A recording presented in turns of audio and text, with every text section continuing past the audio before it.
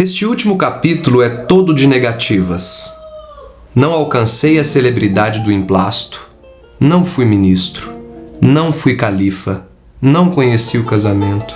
Verdade é que ao lado dessas faltas, coube-me a boa fortuna de não comprar o pão com o suor do meu rosto. Mas não padeci também a morte de Dona Plácida, nem a semidemência do Quincas Borba. Somadas umas coisas e outras, qualquer pessoa imaginará que não houve míngua nem sobra, e que, conseguintemente, que saí quite com a vida. E imaginará mal, porque ao chegar a esse outro lado do mistério, achei-me com um pequeno saldo, que é a derradeira negativa deste capítulo de negativas. Não tive filhos, não transmiti a nenhuma criatura o legado da nossa miséria. Memórias Póstumas de Brás Cubas, de Machado de Assis. Depois da moda romântica idealista da primeira metade do século XIX, a literatura ia se abrir para uma concepção estética e uma visão de mundo baseada agora na razão, na observação objetiva da natureza, né? O cientificismo e o positivismo já dominavam as filosofias desse período, que era marcado por avanços tecnológicos e uma urbanização acelerada. Então a literatura, na segunda metade do século XIX, sai daquela exaltação romântica nacionalista e é substituída por uma produção artística que se propunha a mostrar a realidade sem fantasias, buscando explicações científicas para o comportamento social e psicológico das pessoas. Surgem então dois tipos de narrativas: o romance social, que também é chamado de romance naturalista, que analisava predominantemente os indivíduos e o comportamento deles na sociedade, em grupo, os seus diálogos e as suas relações intersubjetivas, e o outro que é o romance psicológico, também chamado de romance realista, que analisava prioritariamente as contradições e as angústias internas dos indivíduos, de uma perspectiva, é claro, subjetiva, pessoal. Embora todos esses romances da época apresentassem características dos dois tipos de análise, sempre é possível determinar qual delas prevalece, a narrativa social ou psicológica, ou seja, o romance naturalista ou o romance realista. Memórias Póstumas de Brás Cubas foi basicamente a obra que deu início ao período realista da literatura brasileira.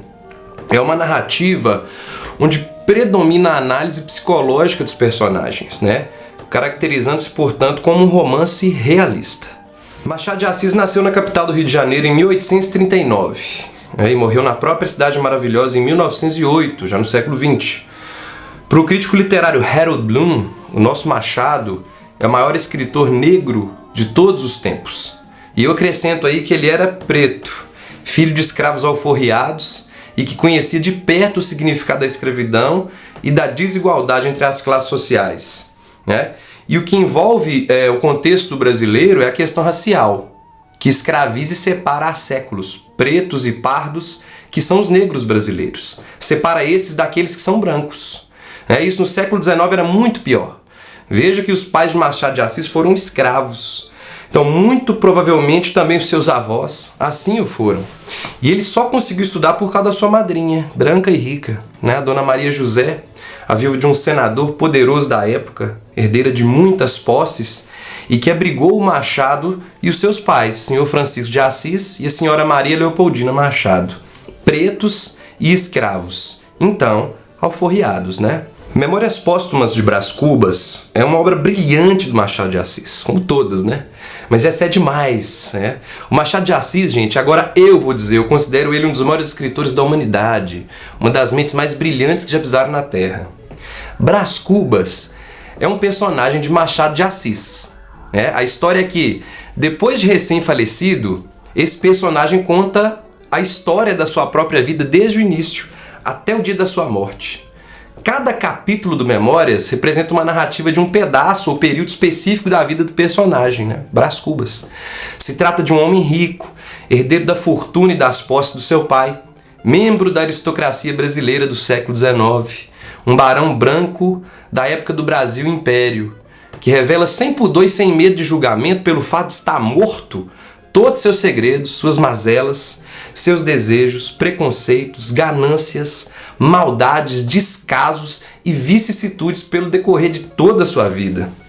Eu li esse livro umas 2 vezes. A primeira eu lembro que foi na adolescência, eu tinha 15 aninhos. Achei chato pra caramba e não vi nada importante. Não entendi, assim, porcaria nenhuma do que era importante mesmo. Pulei um tanto de página para chegar no final, mas eu fiz a prova e passei na matéria. Adolescentes, né? Não sabe o que é bom na vida. Mas a segunda vez que eu li é que foi impactante. Foi uns 7 anos atrás. Sabe o que eu achei? Muito chato, monótono. Mas não do mesmo jeito que antes. Nada parecido do jeito que foi na adolescência. Olha, hoje eu sei que o que eu tive ao chegar ao final do livro foi uma crise de pânico, seguida de uma bala existencial que me tirou o chão assim por pelo menos um semestre. De tão assustador e realisticamente monótono que era, e é o livro, né? Ele é chocante por ser chato, por ser monótono, extremamente broxante, assim como é a realidade de Brás Cubas e assim como é a realidade de alguém que vive uma vida fútil, sem sentido, e que era o meu caso na época, que vivia correndo atrás do vento e vendendo a minha juventude em busca de status, grana, uma aposentadoria como a do Brás Cubas, com a diferença que ele nunca trabalhou na vida, né? Já eu trabalhava igual um burro, isso longe de mim mesmo, longe dos meus sonhos e aspirações, dando aula lá de administração, fazendo uma pós atrás da outra nessa área, que é uma área que eu nunca sonhei, mas que era conveniente para mim, dava grana. Isso tudo só para ter uma merda de currículo competitivo, né? Para garantir um padrão de vida, de moral e de consumo de classe média medíocre, que vive o sonho burguês, o sonho que os burgueses e elite sonharam para mim. Ao invés de fazer o que eu estou fazendo agora, música, política, filosofia, que são as coisas que eu mais amo e as coisas que eu mais tenho habilidade. E o mais importante, que eu tenho tesão para fazer. Então a crítica aqui não é ao administrador, ao advogado, ao engenheiro, aquele que procura uma profissão dentro das humanas aplicadas ou das exatas ou profissões que deem grana. A crítica não é essa. A crítica é que eu estava fazendo algo que eu nunca sonhei, que nunca foi a minha vocação. E eu tenho certeza que esse é o caso de muita gente que vive o fluxo, segue a média, segue a manada, faz isso que está dando dinheiro, faz isso que é bom, faz isso que não sei o quê, faz isso que não se aposenta em quanto tempo.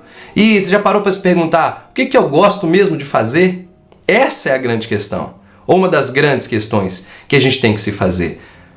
Viver seguindo o fluxo, seguindo a manada, o piloto automático, era e é exatamente uma característica de Brás Cubas e de toda a sua vida, né? O sentimento que me causou o contato com essa biografia foi de extremo pessimismo, né? E pessimismo com relação a mim mesmo, por causa da semelhança que eu encontrei comigo e Brás Cubas. Com a diferença de eu estar ainda vivo e que eu trabalhava pra caramba, né? Mas mesmo vivo, eu fiquei desesperado por me ver como um bundão e como algo que eu nunca havia sonhado em ser. E que inclusive eu detestava ser. O Kierkegaard, que é um dos pais do existencialismo, chamaria esse processo dessa constatação, né, de tédio, que vem supostamente da constatação do vazio existencial e da falta de sentido na existência material. O Sartre, englobando outros elementos da sua filosofia como angústia, desamparo, desespero, ele chamaria essa compreensão e essa crise que eu tive de náusea. A náusea é a sensação que emerge diante da presença sem sentido da existência. Por mais que a gente esteja enterrado na existência, a existência como tal, no seu significado, fica sempre oculta. Ela compromete cada um a inventar um sentido diferente. Porque não existe um sentido a priori. Eu explico melhor. Nenhum fundamento da existência em si existe além de uma tentativa de compreensão, de acordo com esses existencialistas. E é o mesmo velho Sartre que também diz, né? Comecemos não dos grandes valores, dos universais que embriagavam as massas naqueles anos. Iniciemos a partir do encontro perturbador com a nossa existência singular, né? E foi esse encontro perturbador e essa náusea que o Machado de Assis me provocou através dessa autobiografia de Brás Cubas, né? Foram vários tipos de náusea, na verdade, além da de Sartre, que eu senti quando eu entendi o mote desse livro, né? Então, primeiramente, eu me rendi definitivamente a genialidade do escritor, né? Num paradoxo interno que mesclou sentimentos de angústia, abandono, desamparo, desespero, desnorteio, pessimismo extremo, né? Assim como foi extrema a admiração pelo autor. Eu costumo dizer que Memórias é o livro mais chato e um dos mais incríveis e estarrecedores livros que eu já li na minha vida, né? Ao perceber que a semelhança de Brás Cubas, minha vida e meu destino estavam comprometidos com os projetos que os grandes arrebanhadores de gado humano, haviam sonhado e traçado para mim, mas não como um fazendeiro, não como um páreo, mas como gado. Essa é uma daquelas grandes falácias, né, que os teóricos entusiastas da filosofia burguesa utilizam para aliciar a classe média e iludir, que é sempre a classe aspirante a alcançar uma riqueza material, riqueza essa que se mostra sempre tão distante e inalcançável. É essa mesma classe média que vive, inclusive, desesperada por causa da sua fuga anual, mensal, semanal e diária da pobreza, que, ao contrário da riqueza, espreita a classe média de tão perto. Eu acredito que viver os sonhos dos outros e se dar conta disso, depois de perceber, inclusive, que toda a sua vida não passou de uma inserção cultural e sem sentido, como um peixe que vai seguindo iludido o cardume, acreditando ser um tubarão, sendo iludido de que é um tubarão, quando, na verdade, ele não passava de uma isca, né? Uma vida sem sentido próprio, original, subjetivo, uma existência sem graça, sem aventura, sem perigo que vale a pena, né? A vida de Brás Cubas foi uma vida que definitivamente não valeu de nada, absolutamente nada. Como ele disse no último capítulo que eu li aqui no início, não tive filhos, não transmiti a nenhuma criatura o legado da nossa miséria. Puta merda! É ensurdecedor pensar que a gente pode chegar ao final da vida sem tê-la feito valer a pena, sem ter vivido os sonhos que se quis, o amor ou os amores verdadeiros e que se valiam a pena ser vividos. Por fim, os projetos de vida que possam ser mais reluzentes, né? Os mais lindos que a gente possa pensar, os mais nossos. E aí que eu relaciono a mentalidade de Brás Cubas a uma mentalidade burguesa, não genérica nesse momento, universal, mas muito peculiar, que condiz estritamente à forma do pensamento da elite brasileira, né? Vamos chamar aqui de elite ao menos a parte 1% mais rica do Brasil, tá? Aquela que detém cerca de 50% da riqueza das famílias mais pobres, todas juntas. O cara compra um Pajero Zero e divide 60 vezes e acha que a gente da esquerda tá falando dele quando fala de elite. Acorda, meu. Estudar faz muito bem, tá? Não, meu amigo, não tô falando de você, pobre, iludido, escravo da mentalidade burguesa. Justamente que fala essas coisas com você para você pensar que você é elite. Mesmo sendo diretor, CEO, gestor, coordenador, supervisor, gerente, o escambau, você ainda é o secretário. Acorda, médio, alto gestor, que sempre vai ser achatado de cima para baixo pela elite e de baixo para cima pela ralé. E geralmente, quanto mais baixo, mais achatado, mais massacrado, mais iludido, mais magoado, mais adoecido, mais ressentido. E assim, geralmente, nasce um reacionário. E sobre a mentalidade burguesa, em geral, os existencialistas da turma do Sartre lá também, da Simone de Beauvoir, também vão chamar, no meio do século XX, de práticas burguesas. Ou seja, os comportamentos e filosofias de vida que levam e são, elas mesmas, um tipo de má-fé. Ou seja, as práticas burguesas são má-fé e levam a má-fé. Para Sartre, a má-fé é uma atitude essencial em que o homem direciona sua negação para si mesmo de tal ordem, de tal maneira que a consciência vote a sua negação para si, em vez de dirigi-la para fora, na forma de existência, de se fazer aquilo que se quer. Ou seja, o processo de negação de si mesmo, da sua subjetividade, do seu próprio desejo, da sua liberdade radical, como diria o próprio Sartre. Vou citar o existencialista francês novamente. O indivíduo se amolda à cultura burguesa dos grandes centros, que segue um padrão de vida, um padrão cultural, estético e moral, baseadas em filosofia de rebanho, perseguição desenfreada de capital e lucro, indústria cultural, a moral completamente carregada do judaico-cristianismo e do falso moralismo, e com eles todos os preconceitos, desigualdades e sacanagens que a gente sempre vê na sociedade. Machismo, racismo, homofobia, a eugenia. Voltando aqui ao romance, então. Brás Cubas É importante dizer isso, que ele não era somente alguém que estava preso e escravizado a um dilema filosófico, né? A um estado de consciência apático e monótono sobre a vida. Não é só uma questão existencial, isso é importante dizer, que também é uma questão moral, ou melhor, imoral, e muito. Porque Brás Cubas, lembremos, era alguém que estava preso aos costumes e à moral da sua época, e a um pensamento de um aristocrata rico.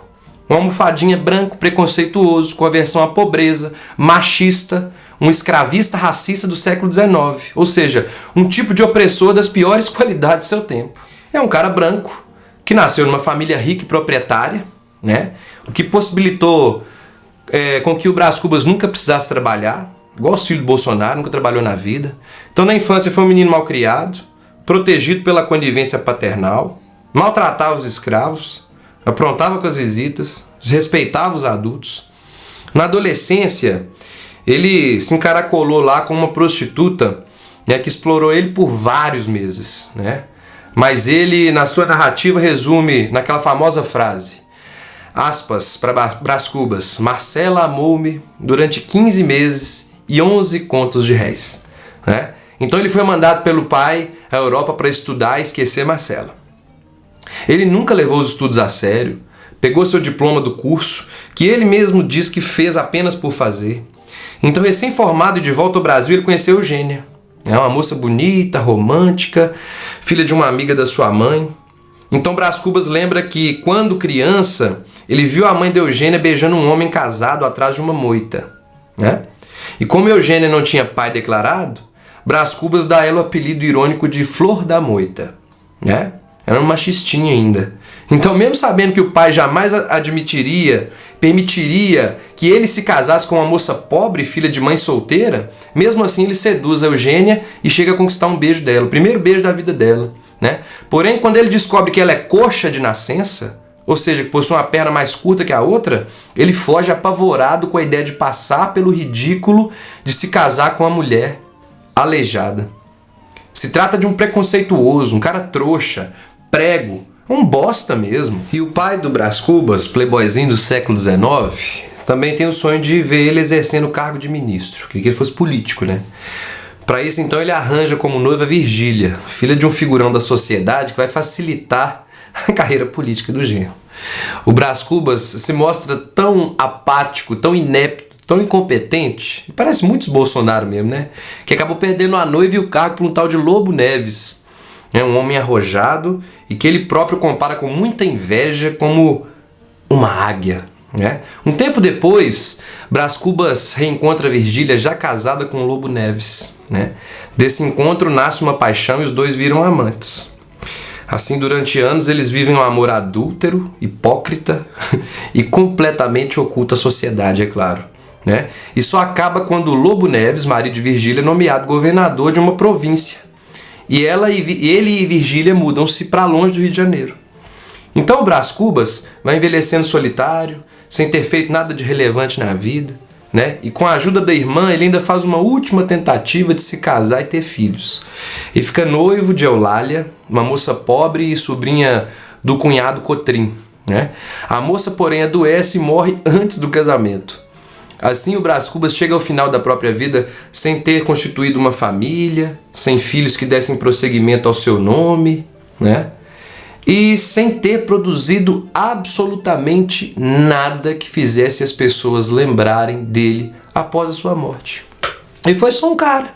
Por fim, esse romance realista do Machado, que lembremos se passa no século XIX, ele retrata a mentalidade da elite da época, que é anacronicamente a mesma mentalidade da elite brasileira dos dias atuais. É a mesma coisa, gente.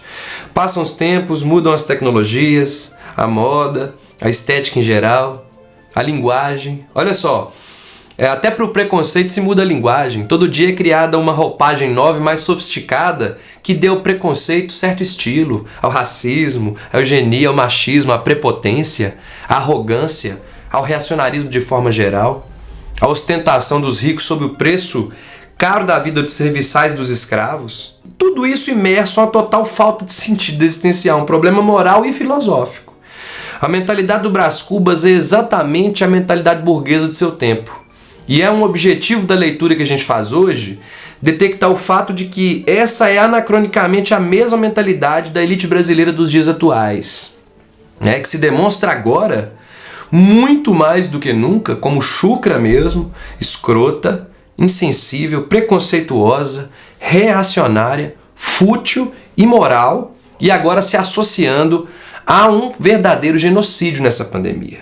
E um argumento final, o que talvez demonstre até que essa mentalidade gananciosa e egoísta pode se tratar de um mal crônico na humanidade. Essa, inclusive, é uma teoria que corrobora com o pessimismo de Assis, de forma geral, explicitamente na sua obra, né?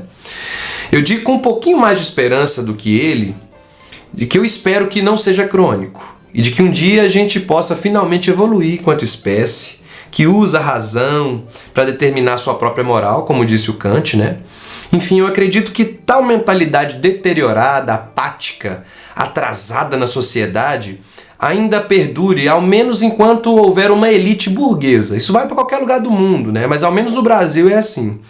E não por se tratar de uma elite, por ser gente rica, mas a elite brasileira já mostrou que é uma elite assassina, que tem um evidente prazer sádico na pobreza, no genocídio, ou seja, nos sacrifícios humanos que o sistema faz. Um ritual macabro que extermina e escraviza pobres e pretos aos milhões no Brasil há séculos. E é o que eu interpreto, fazendo uma síntese das lições todas que a gente aprende aqui, é que Brás Cubas só se deu conta de que estava vivo depois que morreu, né? E esse foi o saldo final dele, segundo ele, o derradeiro saldo.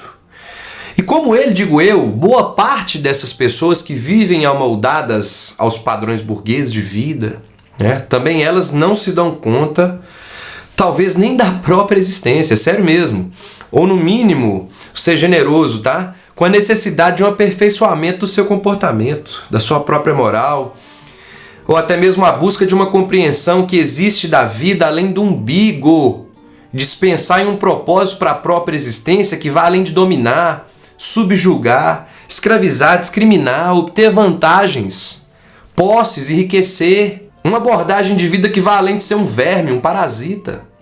E essa é a relação anacrônica de Brás Cubas e a elite brasileira de todos os tempos. Não só de agora, não só do século XIX. E é tão sem sentido, como sem sentido é a cosmologia que tenta arrastar a todos os seres humanos para longe de si mesmos. Para longe dos próprios sonhos, para longe dos próprios ideais, da sua própria natureza e essência, né? A ganância que nos hipnotiza e nos arrasta como moscas atraídas para perto das agendas, dos sonhos dos luzeiros burgueses. Sonhos e projetos esses que nunca foram os nossos, muitas das vezes, a maioria das vezes. Sonhos de pessoas mal intencionadas e sem compromisso algum com a nossa, com a minha e com a sua felicidade. Como fez o Brás Cubas, porém descobrindo tarde demais que não seja o nosso caso. Pessoal, essa foi mais uma Sala do Abajur. Espero que todos e todas tenham gostado. Se inscreva no canal, curte, comenta e compartilhe com todo mundo.